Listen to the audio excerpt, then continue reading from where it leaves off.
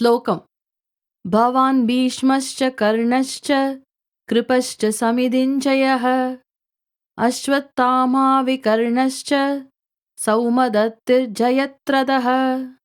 அர்த்தம்: துரோணராகிய தாங்களும், பீஷ்மரும், கர்ணனும், போர்க்களத்தில் வெற்றியின் மறு உருவமாக விளங்கிடும் கிருபாச்சாரியாரும், அஸ்வத்தாமாவும், விகர்ணனும், சோமதத்தன் பிள்ளையாகிய பூரீசிரவசும், ஜயத்ரனும் என் படையில் இருக்கின்றீர்கள்.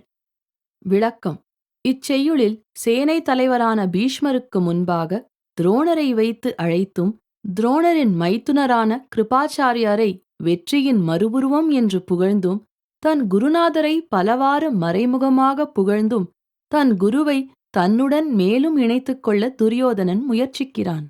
அடுத்த காணொளிக்கு காத்திருக்கவும்.